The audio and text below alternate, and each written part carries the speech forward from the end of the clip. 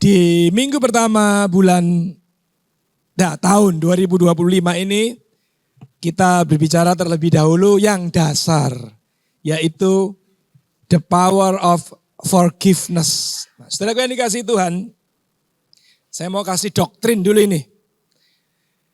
Yaitu begini, iman Kristen yang sejati, yang asli, ya, harus dimulai dari satu kata, yaitu pengampunan.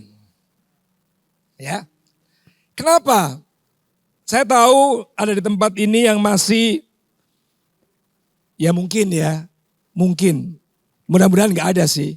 Ada yang masih ada salah paham dengan seseorang, ada yang masih gak happy dengan keluarga, ada yang masih beda pendapat dan menimbulkan gesekan di rekan-rekan sepelayanan yang masih belum beres. Sekalipun minggu lalu saya menasihati untuk ayo kita adakan pemberesan. Memang ada sih di luar minggu lalu itu yang melakukan saling memaafkan dan lain sebagainya, tapi ada yang konteksnya bercanda, ya ada yang serius juga, tapi nggak semua. Nah hari ini saya mau menekankan ini sekarang.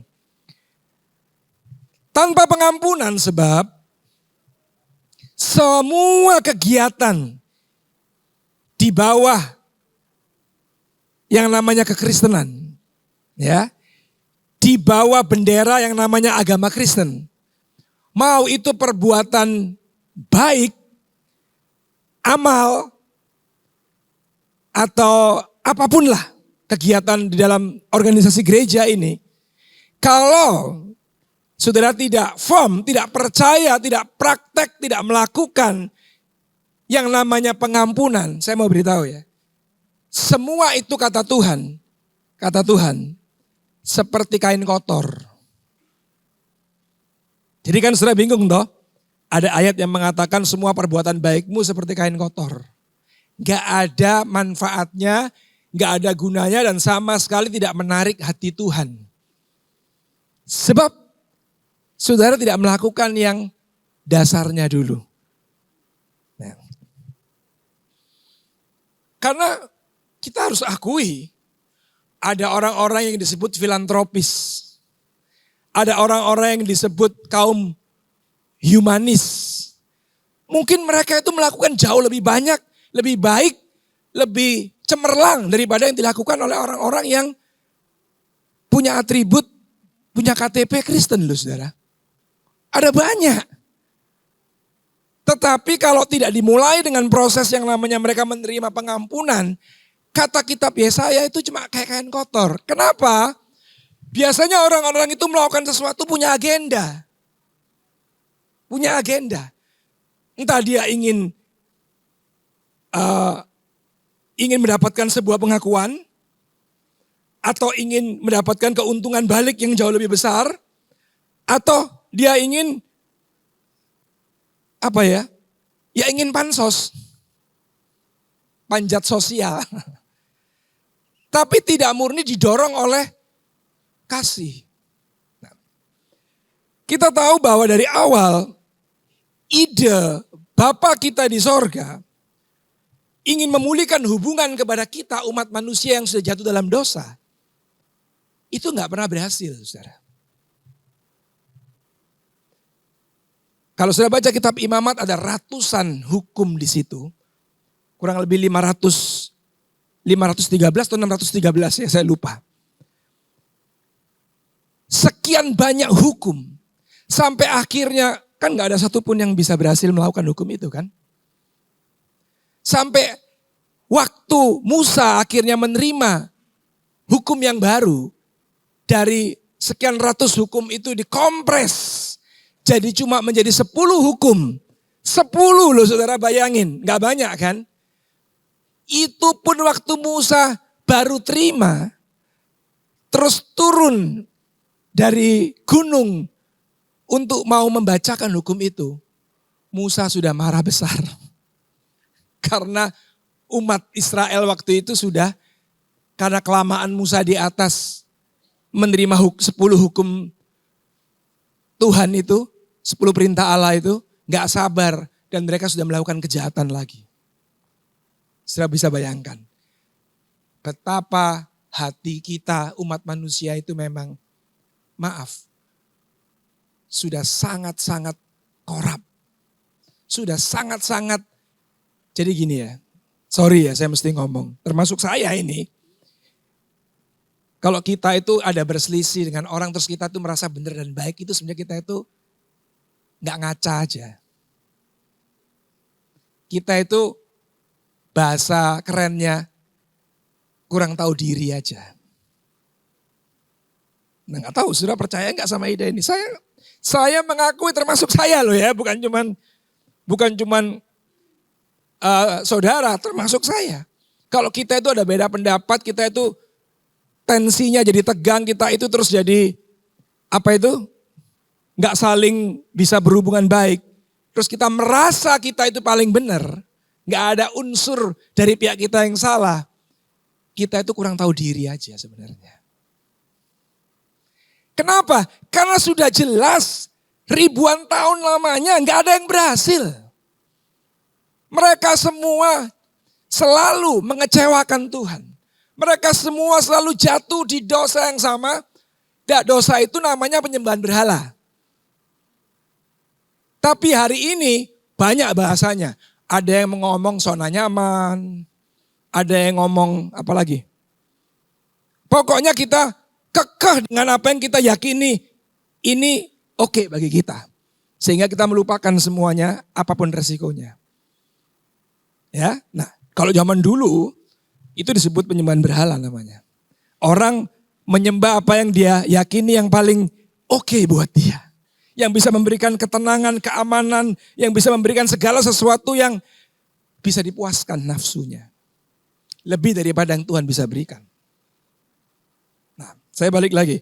Setelah gagal berulang kali beribu-ribu tahun, tapi hati Tuhan yang memang karena Tuhan itu adalah kasih, yang memang ingin menyambung kembali hubungan manusia dan pribadinya, akhirnya nggak ada cara lain.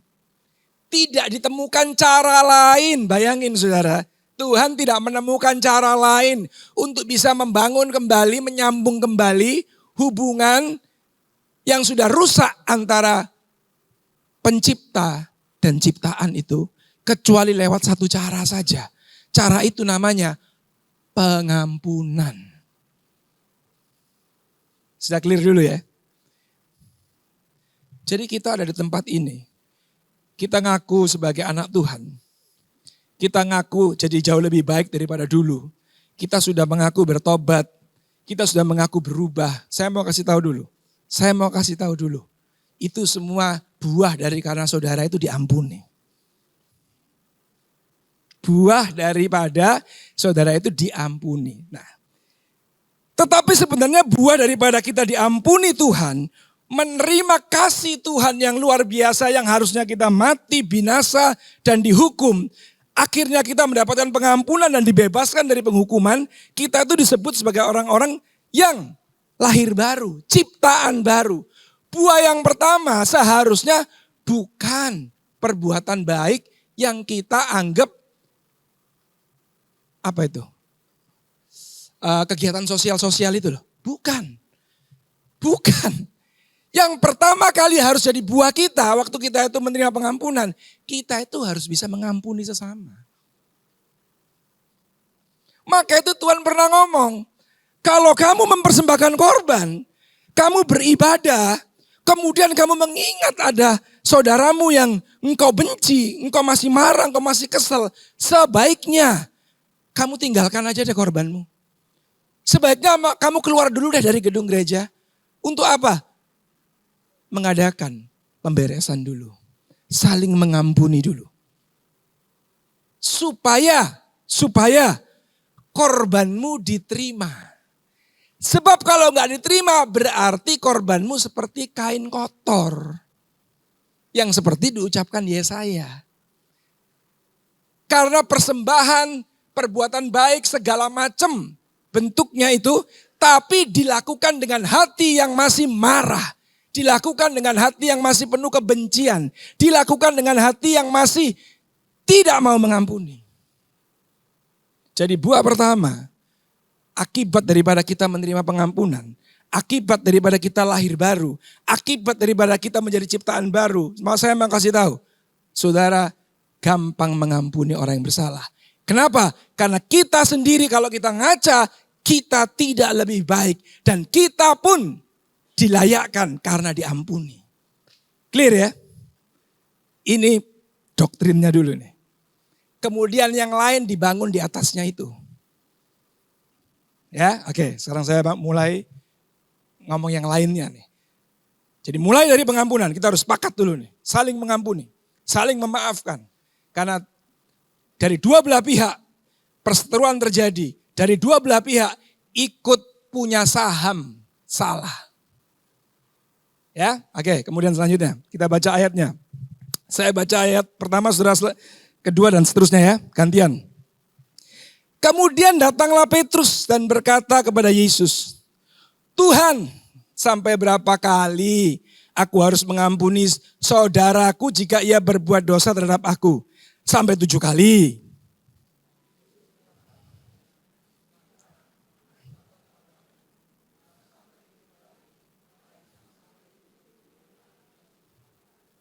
Sebab hal kerajaan sorga seumpama seorang raja yang hendak mengadakan perhitungan dengan hamba-hambanya.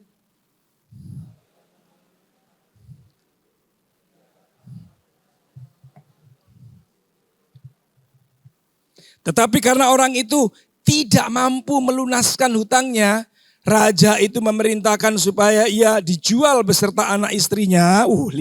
Lihat saudara. Dijual beserta anak istrinya dan segala miliknya untuk pembayar hutangnya.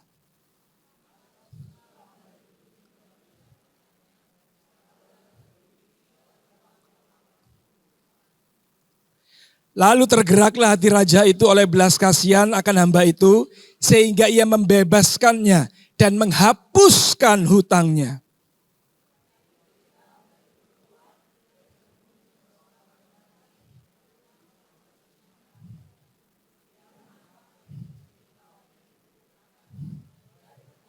$100 saudara ya. Tadi dia utang berapa? Tadi berapa utangnya? Masa sudah lupa baru beberapa detik ini. 10.000. Ini cuma 100. 100 kali lipat. Betul ya? Nah. Maka sujudlah kawannya itu dan memohon kepadanya. Sama persis kata-katanya. Sabarlah dahulu, hutangku itu akan kulunaskan.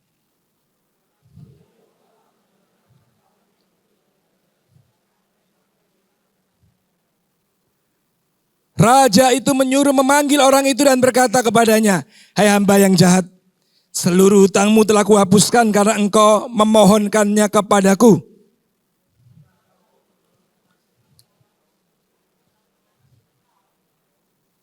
Maka marahlah tuannya itu dan menyerahkannya kepada algojo-algojo sampai ia melunaskan seluruh hutangnya.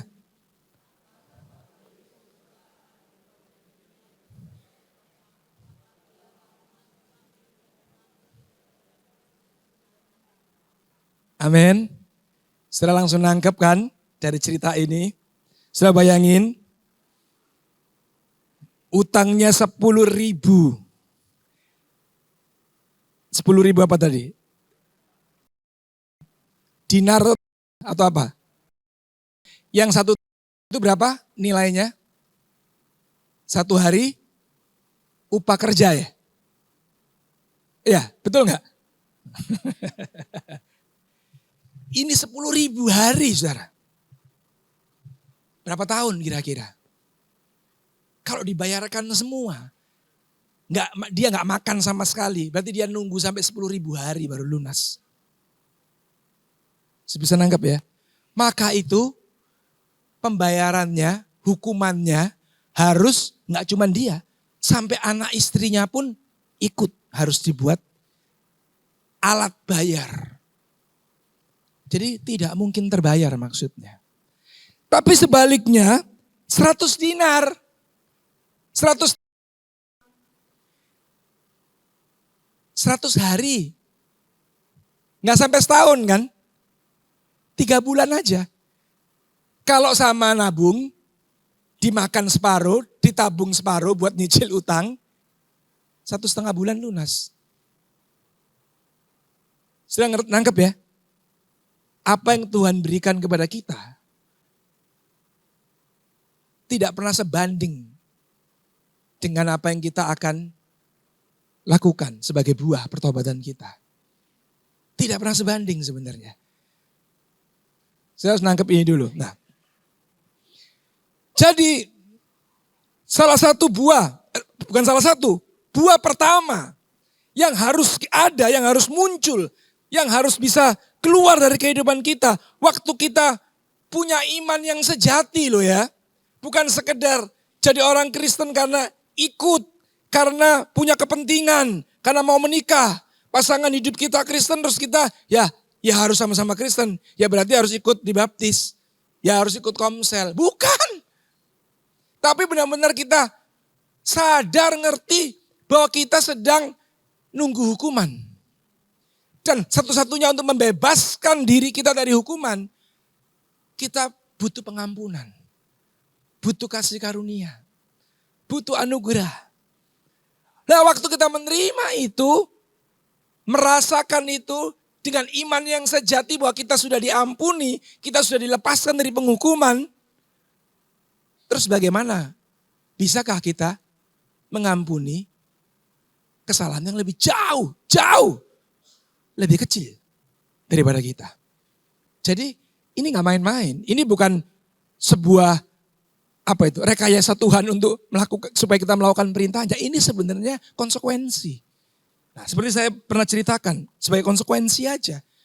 Kalau masih ingat nih, misalnya Pak Henry tiba-tiba di tengah-tengah khotbah ini nerima WA, betul ya? Atau nerima message. Padahal uang di dompetnya dia cuma tinggal 100.000 misalnya. Saldo di banknya cuma tinggal 1 juta misalnya. Tiba-tiba dia menerima SMS. Nomor rekening bankmu beruntung. Nomor rekening bank Anda beruntung dan Anda mendapatkan hadiah 100 miliar. Nah, masih ingat ya cerita itu ya? Pak Henry pasti megang handphone sambil gemeter di tangannya. Wow, bukan gemeter takut. Iya kan? Orang saking senengnya juga bisa gemeter. Saudara.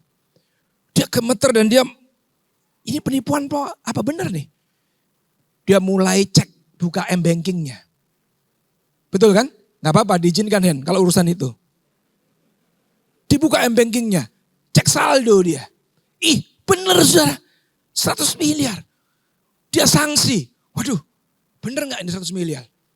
Terus dia buka ATM terdekat di mana? 100 meter di Gatsu Barat depan. Keluarlah dia. Lewat pintu ini. Mau ke toilet sebentar. Gak apa-apa juga. Iya kan? Dia cepet-cepet lari ke ATM depan Gatsu Barat sana. Dia tarik uang cash 5 juta. Saldonya kan cuma 1 juta. Untuk membuktikan benar enggak. Dia tarik uang lebih daripada saldonya kan. Keluar 5 juta. Balik dia ke sini. Wah, sudah enggak gemeter lagi dia. Baliknya dengan ketawa, happy. Saya mau tanya saudara. Ini cuman uang ya. Yang habis mau berapapun jumlahnya akan cuman dipakai sementara di kehidupan yang sekarang ini. Kira-kira bubar kebaktian apa yang dilakukan Pak Henry? Saya nggak tahu sih kalau dia masih tetap nggak mau nraktir. Tapi kalau saya jadi dia nih, semua langsung saya kasih pengumuman. Pulang kebaktian ini berapa ini? 200 orang ya? Satu orang 100.000 deh. Berapa berarti? 20 juta. Semua pulang, jangan ada yang pergi kemana-mana. Kalau tidak ada yang penting, ikut saya semua makan siang, gratis, makan sepuasnya. Masa dapat 100 miliar takut buang uang 20 juta? Betul nggak? Logis nggak ini? Cengli nggak ini? Dan biasa nggak ini? Biasa kan? Nah tapi kalau Pak Henry waktu bulan lalu itu dia ngomong, ikut semua tapi bayar sendiri-sendiri. Nah, Kalau sampai saudara itu sudah dapat pengampunan Tuhan, 10.000, terus yang 100 aja saudara cekik.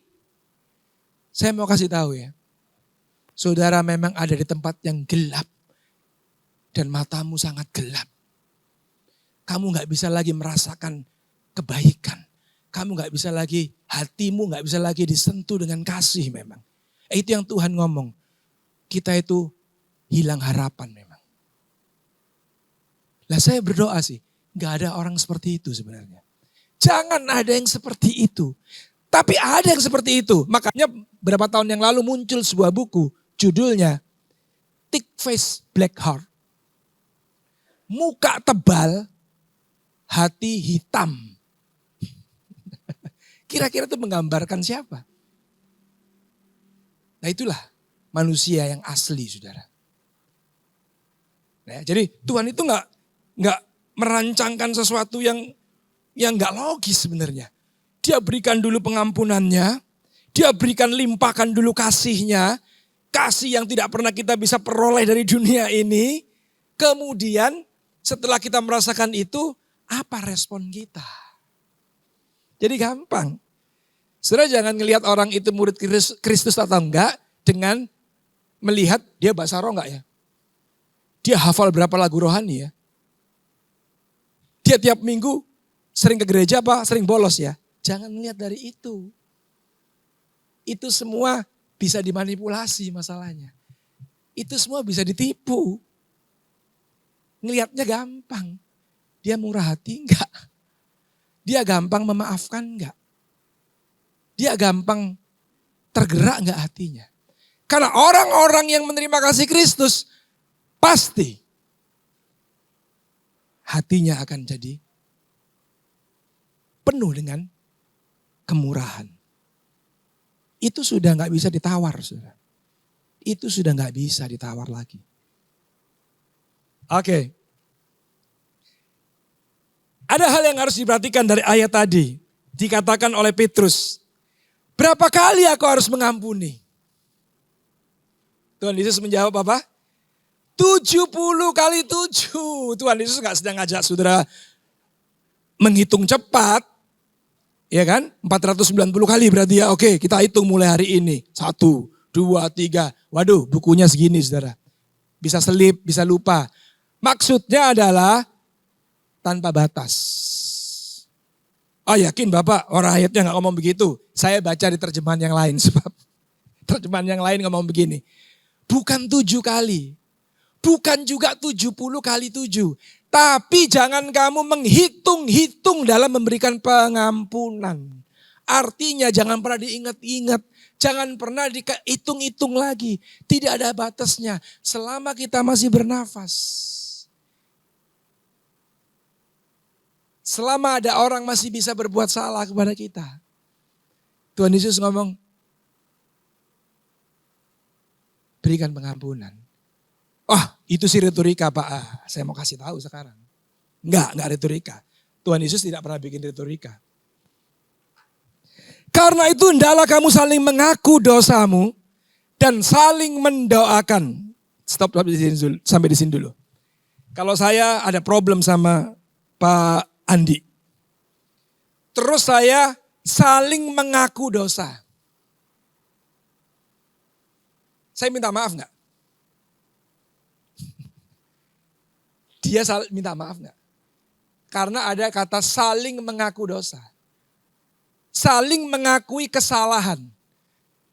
Kemudian ada enggak saling pengampunan di situ? Coba renungkan baik-baik. Ada dong. Betul ya? Enggak ditulis saling mengampuni. Cuman ditulis saling mengaku dosa. Dan saling mendoakan. Kalau ada orang ngaku dosa sama saudara, saudara enggak mau ngampuni, saudara mau enggak mendoakan? Enggak mau dong. Iya kan?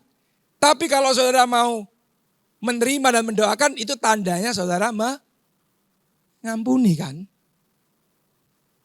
Betul ya? Ini kok saudara rasanya sulit banget ini. Apakah terlalu sulit? Kalimat-kalimat ini enggak kan? Itu tandanya kita saling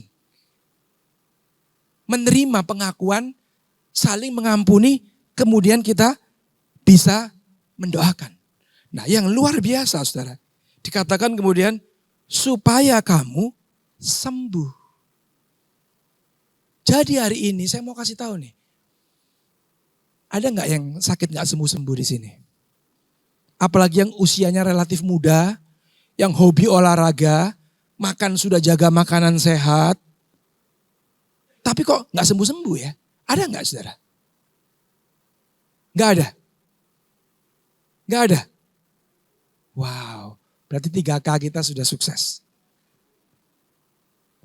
Kalau ada, jangan-jangan kita masih nyimpen yang namanya kesalahan. Karena Yakobus dengan jelas menulis, waktu kita saling mengaku dosa, saling mengampuni, saling mendoakan, itu akibatnya terjadi kesembuhan. Nah, memang kesembuhan pertama-tama dimulai dari kesembuhan dalam jiwa kita. Plong kan? Betul nggak? Kalau saudara punya kesalahan, diakui, terus yang saudara salahin itu, yang saudara langgar itu, mengampuni dan mau mendoakan, plong nggak kira-kira? Plong kan? Nah kalau plong jiwamu jadi tenang kan? Amsal ngomong apa? Hati yang gembira, hati yang tenang, hati yang happy adalah bukan obat sebenarnya. Membuat kita sehat. Membuat kita sembuh. Kemudian yang dahsyat lagi, orang benar. Nah, siapa yang disebut Yakobus orang benar ini kira-kira? Siapa? Dia habis membahas urusan orang saling ngaku dosa, saling mengampuni, saling mendoakan. Kemudian disambung ayatnya dengan orang benar. Siapa orang benar itu? Orang beragama Kristen, Pak. Orang yang kumpul-kumpul sama murid-murid Kristus dan para rasul, Pak. Enggak. Tidak. Jelas di sini, pasti karena dia sedang, masa sih? Kalau saudara sedang ngomong, Pak Asmo nih sedang ngomong tentang masakan. Sedang ngomong tentang bumbu masak. Terus dia ngomong sesuatu yang kalau masak, setelah itu sudah sayurnya mulai kelihatan agak warnanya berubah, terus langsung matikan. Terus sudah berpikir yang dimatikan siapa ini? Karyawannya kah? Kira-kira saudara langsung berpikir yang dimatikan apa? Nah, nangkep ya? Karena konteksnya dia sedang berbicara tentang masak. Betul ya? Kalau terus dia ngomong gak terlalu komplit, matikan kompornya, dia gak perlu ngomong begitu. Kalau warnanya berubah, matikan cepat. Saudara jangan berpikir yang dimatikan lampunya. Jangan berpikir yang dimatikan orang yang ada bersama-sama dia di situ. Kan kacau saudara. Berarti kalau saudara sedang masak, konteksnya, dia bicara ngajarin orang masak, warnanya berubah cepat-cepat matikan. Sudah pasti dia nyuruh matiin kompor, betul kan?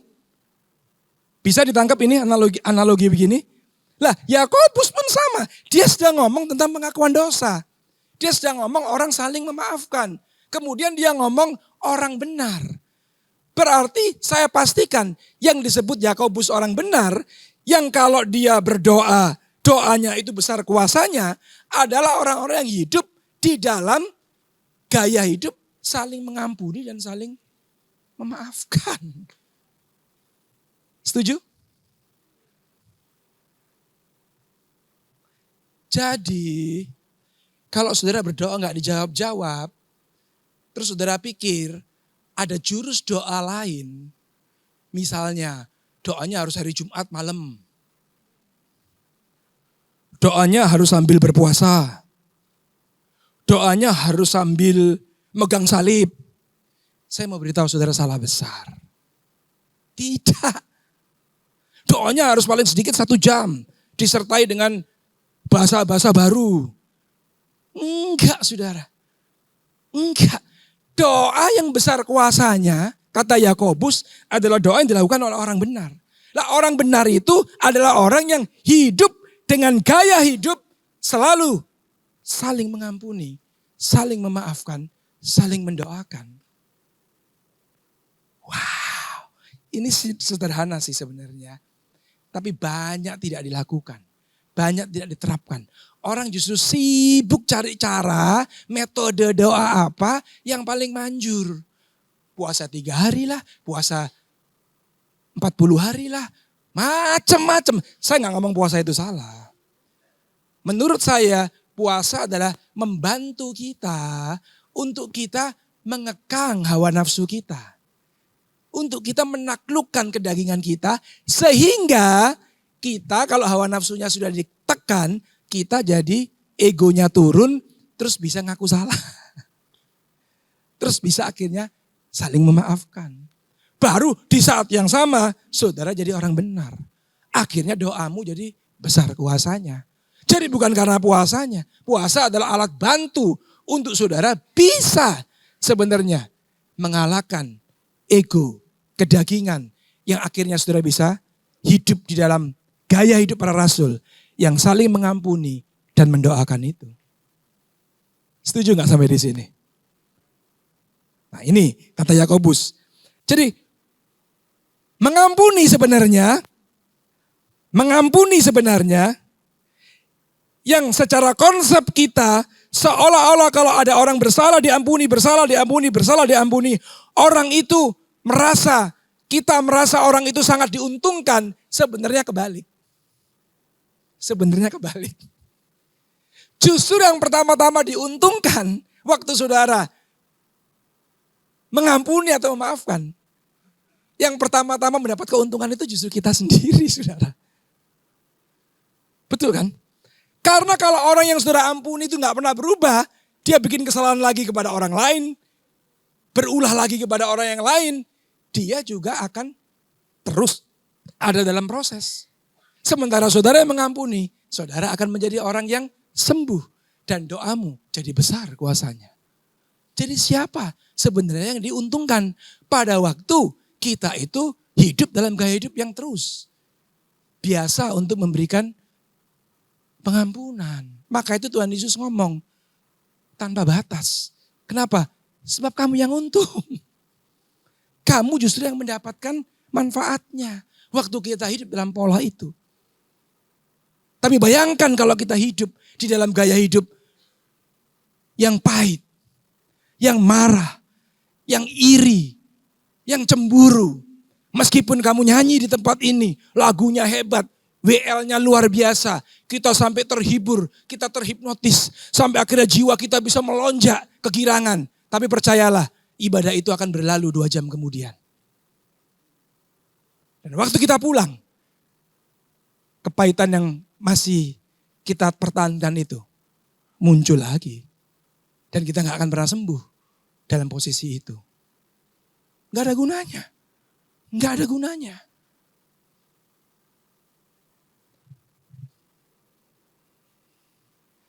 Kenapa harus mengampuni?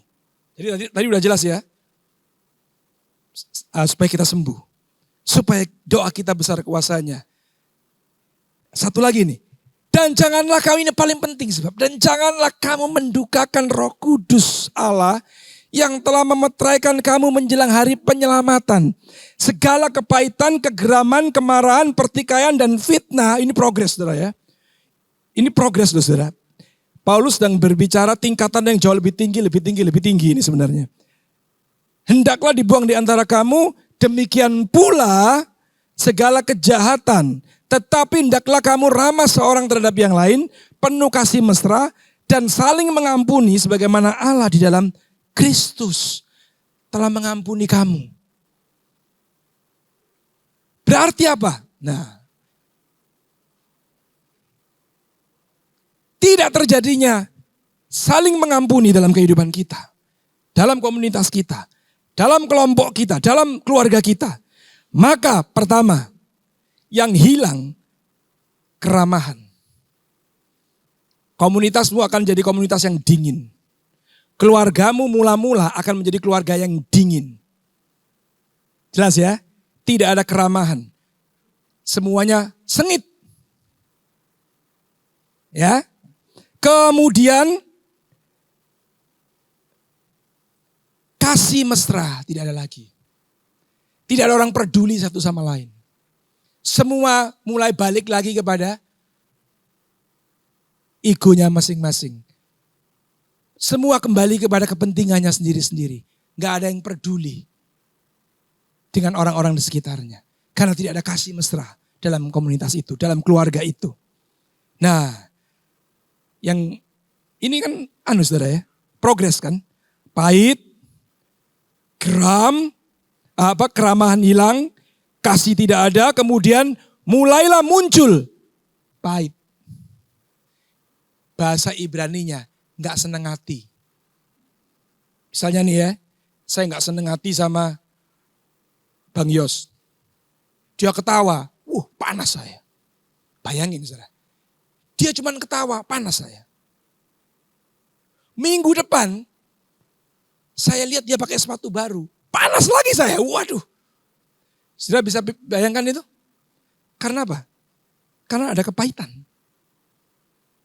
Ya. Kemudian lama-lama kalau kepahitan itu disimpan, karena saya sering ketemu dia dan panas terus. Lama-lama saya jadi geram. Saudara tahu kalau orang geram gimana, saudara? Kalau saudara nggak geram, nggak jengkel, orang sebelah saudara pasti kan nggak jengkel sama saudara, injak kakinya. Terus saudara, sorry, dia pasti, nggak apa-apa, nggak sakit kok. Betul nggak? Jatoin tasnya yang taruh di sampingmu itu, sengaja senggol. Terus saudara, mau sorry. Dia pasti, nggak apa-apa. Tapi begitu dijatuhin atau kakinya saudara injak, dia langsung ngomong, maaf. Matamu kamu taruh di mana? Nah itu tuh. Atau kalau sudah memang geramnya sudah mencapai titik batas, puncak, ya bisa jadi langsung tindakan fisik yang terjadi. Pertikaian, perkelahian. Jadi ini kan progres saudara. Dari gak seneng hati dulu, pahit dulu. Terus panas, setiap ketemu jadi emosi, jadi pengennya mau marah aja. Sampai akhirnya waktu terjadi gesekan, terjadilah pertikaian. Kalau sudah bertikai, meskipun dipisah, didoakan dan lain-lain. Tapi kalau belum hilang itu, belum muncul pengampunan, percayalah. Pulang, dia menyebarkan yang namanya fitnah. Setuju gak? Fitnah. Akan terus cerita. Akan terus mengulang-ulang. Bahkan ngulangnya ditambah-tambahin. Ngulangnya kadang-kadang gak ada faktanya. Dan saya mau tahu, saya mau saudara ngerti. Kenapa ini saya angkat, kenapa ini saya ngomong sangat bahaya dan penting. Karena di situ dikatakan yang pada akhirnya mendukakan Roh Kudus Allah di dalam hati kita yang masih dikuasai kesombongan. Jadi kan kita semua setuju awal daripada dosa, biang daripada dosa adalah kesombongan. Kesombongan itu bukan kalau kita ketemu di jalan gak ketemu, gak manggil. Itu bukan sombong namanya. Itu gak ngeliat, mungkin saatnya pakai kacamata. Betul? Atau sombong itu bukan kalau diajak makan di kaki 5 gak mau, mintanya di resto. Itu bukan sombong. Itu namanya higienis. Loh, kita seringkali mendefinisikan sombong itu aneh-aneh gitu loh. Ada orang gak suka jorok dibilang sombong. Ada orang, maaf. Saya banyak maafnya nih sekarang, takut saudara tersinggung. Ada orang rakus. Sudah tahu jorok makan dibilang rendah hati. Itu bukan rendah hati, itu rakus bro. Punya duit, makan di makanan yang jelas-jelas jorok. Karena katanya enak. Aduh. Iya kan? Sombong itu definisinya adalah orang itu susah mengampuni. Susah memaafkan. Kenapa? Karena dia merasa benar. Karena tidak ada orang lain lebih benar daripada dia. Karena idenya dia adalah yang paling baik. Tidak ada ide lain lebih baik daripada idenya dia. Itulah awal mula daripada dosa membelenggu kita. Kesombongan. Nah, kalau sudah kita dikuasai kesombongan, percayalah, sekalipun kamu bahasa roh, tidak ada Roh Kudus di dalammu, saya pastikan itu. Ngawur aja. Pasti. Siapa di sini nggak bisa bahasa roh? Nanti sebentar pulang kebaktian, saya jamin. 1 menit aja, saya ajarin, pasti bisa. Tapi kalau sudah minta belajar bahasa Jepang, bahasa Inggris, saya nggak jamin. Biar 10 tahun saya nggak jamin sudah bisa. Tapi kalau bahasa roh, ya pasti bisa lah. Apakah itu tanda orang dipenuhi Roh Kudus? Tidak. Itu salah satu saja. Dan itu pun. Kalau engkau lakukan tidak ada untuk show off. Kalau engkau lakukan karena engkau sudah tidak bisa mengucapkan kata-kata akal budi. Waktu engkau lakukan, waktu engkau sedang berdua saja dengan Tuhan. Dan engkau udah sesak. Atau kalau engkau ada di dalam jumlah orang yang begitu besar. Ada dorongan daripada Roh Kudus. Dan waktu engkau mengucapkan itu, kata Paulus loh ya. Ada orang yang menerjemahkan.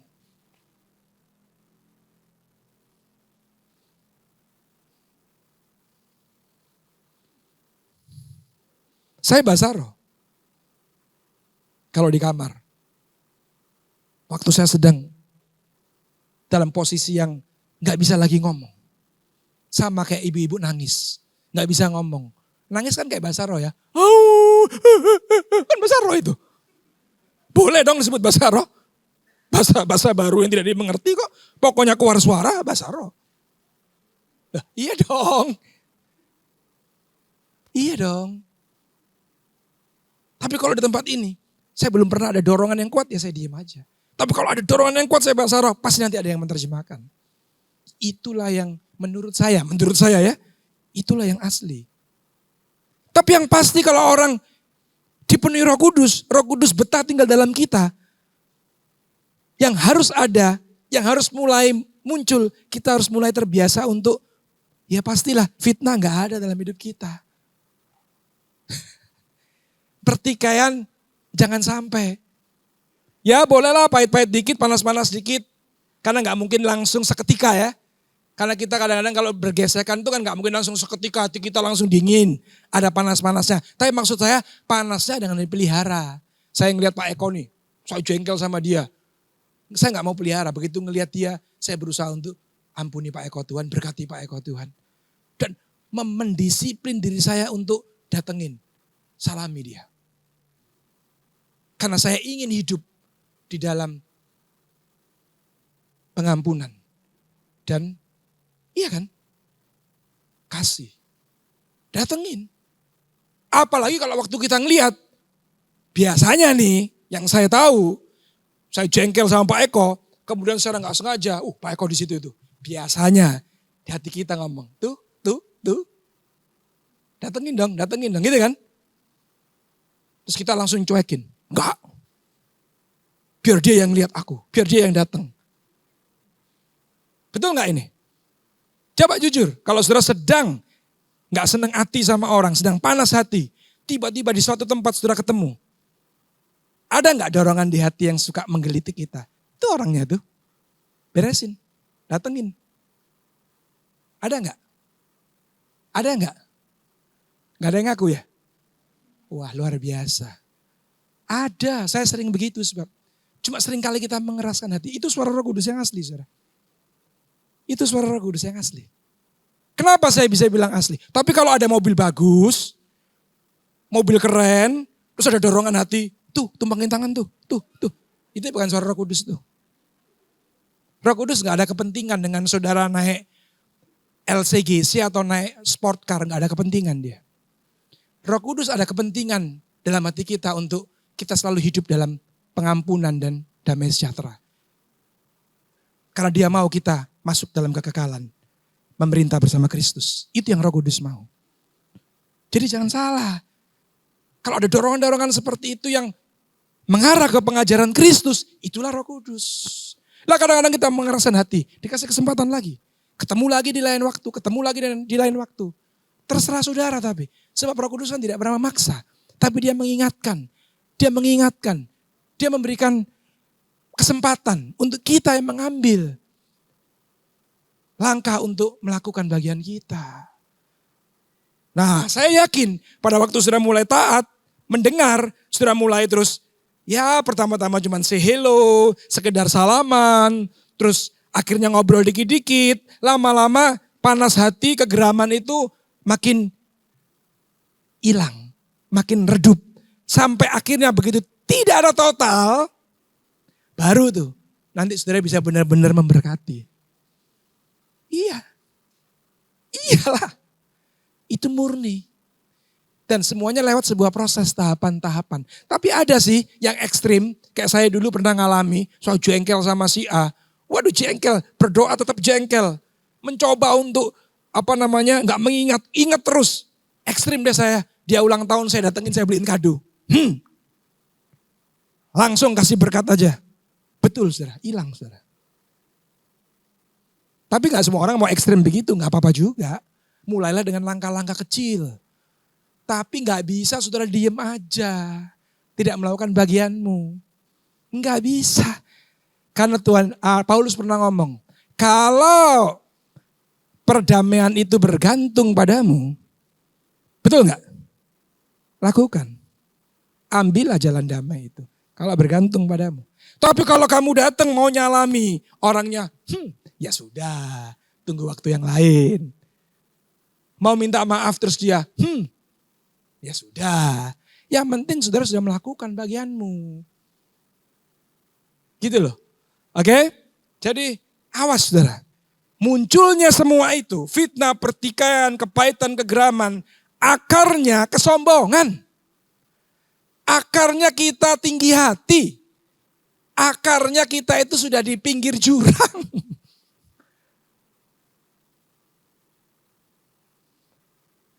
Karena jikalau kamu mengampuni kesalahan orang lain, Bapamu di sorga akan mengampuni kamu juga.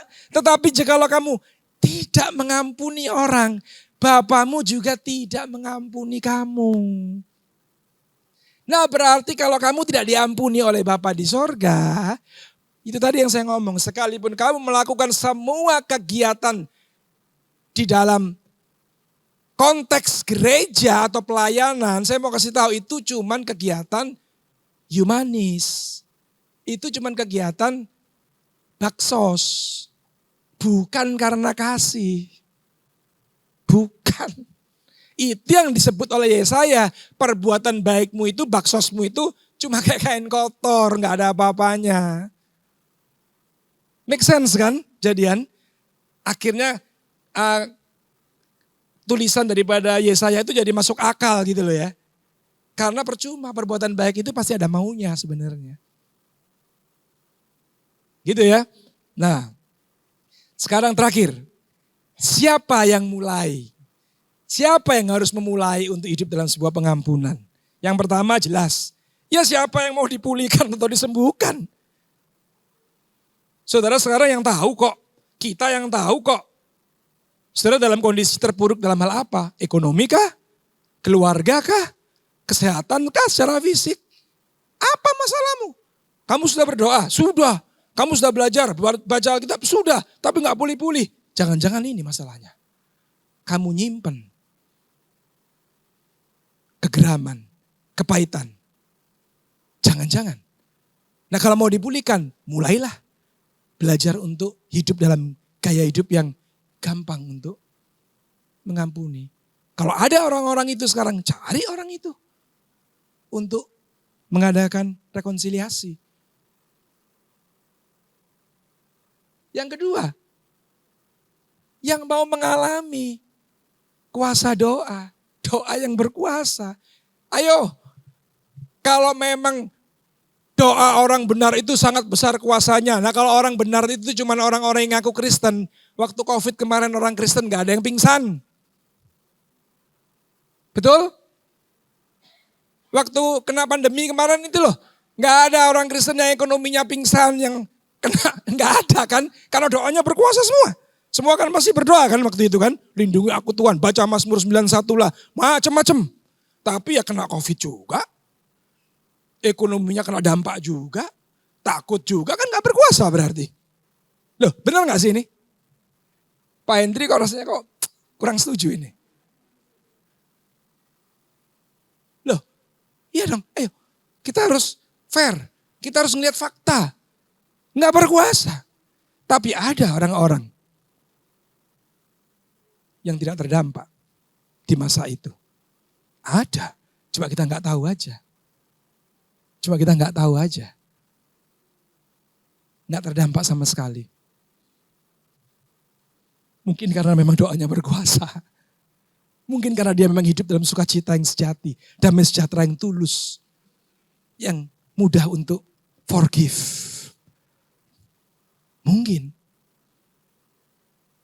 Ya. Ya saya bersyukur sih. Sama Pak Eko sering keliling selama pandemi itu. Bukan keliling di tempat-tempat sepi, saudara. Keliling di pasar. Mana itu? Pancasari. Keliling di Pantai Kute, ketemu para asongan, pernah bahkan nongkrong di Banjar apa itu Pak ya, yang saya disuruh pidato di tokoh-tokoh desa itu. Di Banjar saudara, ratusan orang. Lah masa saya terus, nggak mau Pak, kan lucu ya sudah duduk. Duduk, seperti layaknya nggak ada COVID, berjejer biasa, ya sudah. Biasa aja, tapi ya puji Tuhan saya sama Pak Eko, aman-aman aja tuh. Iya. Ya bukan berarti saya ini ya lebih daripada saudara-saudara dalam hal ini. Enggak, saya juga pernah kesel, saya juga pernah panas, saya juga pernah jengkel. Sama.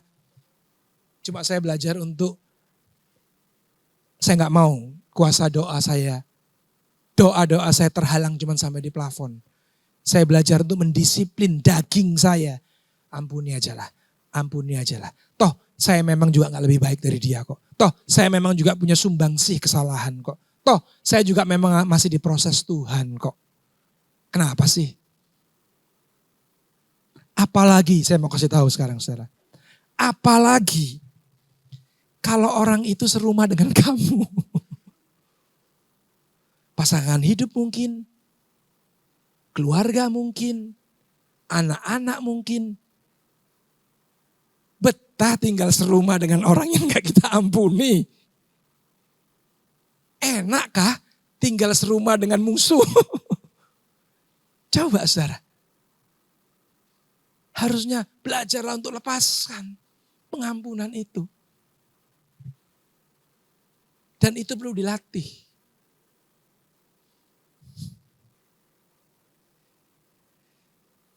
Yang mau belajar hidup dalam kasih. Allah adalah kasih. Apa perbuatan terbesar Allah yang didefinisikan kasih itu? Bikin mujizat kah? Menciptakan langit, bumi dan isinya kah? Selama saudara membaca Alkitab, Kejadian sampai Wahyu, apa yang saudara tangkap? Apa yang saudara tafsir, apa yang saudara dapat daripada perbuatan yang terbesar yang Allah lakukan? Apa? Ini kan, waktu dia mengampuni manusia, inkarnasi jadi manusia. Kalau saudara nih ya, misalnya aja, saudara dipilih jadi presiden RI. Misalnya. Terus saudara ngasih rumah rakyat 1.000, itu perbuatan besar kah? Sebagai presiden yang punya megang APBN sekian ratus triliun, ngasih 1.000 rumah, kecil lah. Betul kan? Kayak sekarang, bagus sih. Program makan gratis. Bagus, saya mendukung. Tapi apakah itu perbuatan yang sangat besar? Enggak lah. Berapa sih? Ngasih makan gratis. Pasti mampu negara ini membiayai. Enggak besar. Tapi saya mau kasih tahu. Kalau sampai ada satu bandar narkoba terbesar yang dihukum mati. Tiba-tiba Pak Presiden turun dan dia ngomong aku yang gantikan. Geger enggak Indonesia, saudara? Geger enggak Indonesia? Geger enggak dunia? Jangan dia dihukum mati.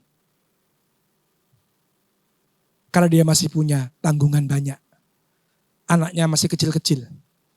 Istrinya sakit lumpuh. Dia adalah satu-satunya tulang punggung. Jangan, aku aja yang menggantikan hukuman. Geger enggak negara ini?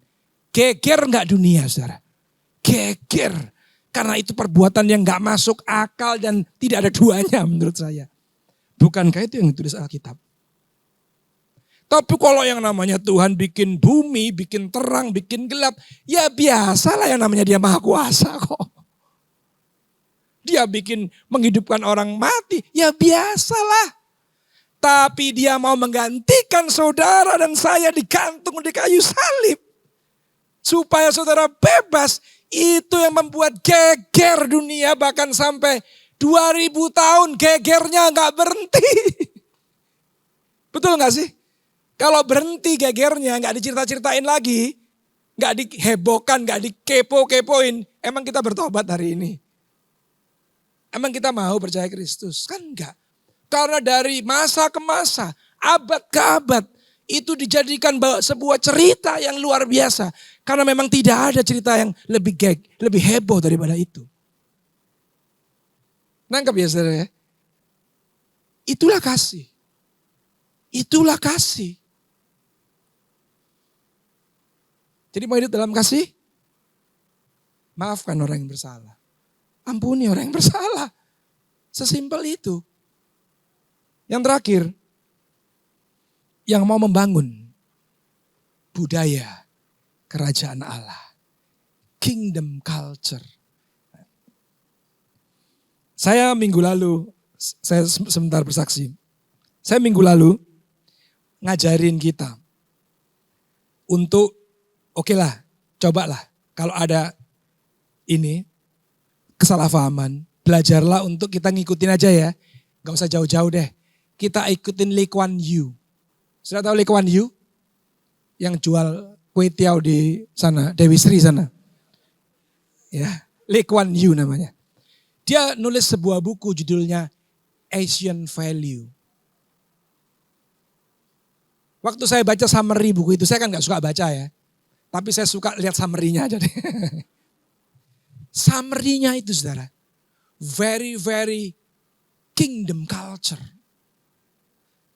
Asian value is equal with kingdom culture. Sangat dekat dengan kingdom culture. Nah, salah satunya yang saya angkat makanya, Asian value adalah mengajarkan orang-orang generasi muda untuk menghormati para senior. Untuk menghargai senioritas. Makanya saya kemarin ngajarin, kalau yang muda-muda merasa lebih muda, ada salah paham, cobalah, ya sudahlah, saudara yang minta maaf duluan. Itu Asian value, itu ajarnya Lee Kuan Yew. Makanya saudara tahu kan, saudara tahu besarnya Singapura seberapa? Saudara tahu? Lebih gede Jakarta, seperempatnya atau setengahnya ya katanya. Saudara tahu hari ini berapa but US Singapura dolar rate-nya? 12.000 men. Mendekati Amerika wajar negara yang memang jauh lebih gede dari Indonesia. Jauh lebih, wow, lu Singapura katanya ini. Orang seluruh Indonesia barengan kencing sama-sama di Singapura, tenggelam Singapura. Katanya, ini bercanda. Tapi rate-nya bisa 12.000. Kan luar biasa ini saudara. Saudara gak belajar sesuatu dari situ. Kenapa dia bisa diberkati seperti itu? Kenapa dia bisa kuat seperti itu? Singapura sama kayak di Indonesia banyak orang-orang Chinese-nya. Penduduk aslinya orang-orang Melayu. Sama kayak kita persis. Tapi dia bisa jadi berkembang begitu kuat. Dan disegani oleh negara-negara barat. Why pertanyaannya? Makanya Lee Kuan Yew nulis buku. Asian Value. Asian Value. Dan saya mau beritahu ya. Buat anak-anak muda yang saya kasihi. Kalau kamu gak menghormati orang tua. Gak menghargai seniormu. Sekalipun sekolahmu lebih tinggi. Sekalipun kamu wawasanmu lebih luas. Saya mau kasih tahu benar. Pintu berkat tertutup dalam hidupmu. Oh mentang-mentang sudah tua ngomong gitu mulai mau menua. Enggak. Umur 26 tahun. Jadi 28 tahun yang lalu. Saya hadir di doa puasa. Pak Arifin khotbah. Saya nggak pernah lupa satu kata-kata. Hari itu saya baru setahun lebih lah ya. Merantau ke Bali, bekerja dan tentu saja belum seperti hari ini. Masih ngekos, kendaraan masih dipinjemin kantor, masih belum punya income seperti hari ini. Saya duduk di doa puasa. Bapak Timotius Arifin berkhotbah. Dia ngomong apa saudara? Berikan persembahan kepada orang tuamu sebagai perpuluhan yang kedua. Karena kamu hormat seperti hormat kepada Tuhan. Kaget saya. Hari itu memang benar. Saya gak pernah memberikan apa-apa kepada orang tua saya. Karena saya pikir orang tua saya hari itu lebih mampu dari saya posisinya. Sejak dengar khotbah itu, setiap bulan, saya kasih tahu anak-anak muda nih. Orang tuamu gak pernah minta sih. Apalagi yang mampu-mampu. Sejak dengar khotbah itu, saya mengirimkan uang tiap bulan ke orang tua saya. Saudara. Dalam kondisi yang masih pas-pasan. Uang yang saya kirim juga paling sama mama bapak saya buat makan di depot pangsit mie sekali aja habis. Tapi saya tahu saya sedang melakukan firman Tuhan. Saya lakukan. Sampai mama saya dipanggil Tuhan, saya lanjutkan ke bapak saya sampai dia dipanggil Tuhan juga. Jadi sekian puluh tahun tidak pernah saya berhenti dari ajaran itu. Dan saya mau kasih tahu, selama di Bali saya merantau, saya mengalami krisis pertama 98, ngalami bom Bali pertama, bom Bali 2, pandemi, dan banyak-banyak krisis moneter dan yang lain-lain. Tapi saya tidak pernah lagi turun dari dulu sampai hari ini.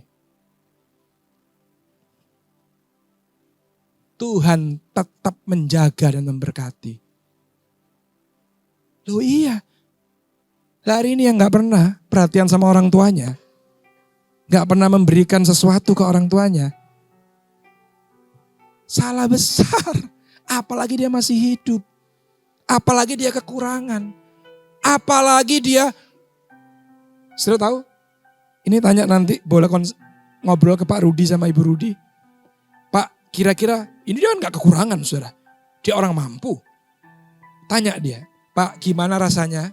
Waktu anak bapak memberikan sebagian dari income-nya setiap bulan ke bapak. Meskipun itu nilainya gak berarti. Coba tanya aja gimana rasanya. Serius saudara. Itu tanda kita itu menghormati. Sama kayak saudara perpuluhan. Sebenarnya yang penting itu bukan nanti nerima berapa baliknya. Kacau itu. Itu karena saudara menghormati Tuhan yang memberi berkat saudara. Itu poinnya.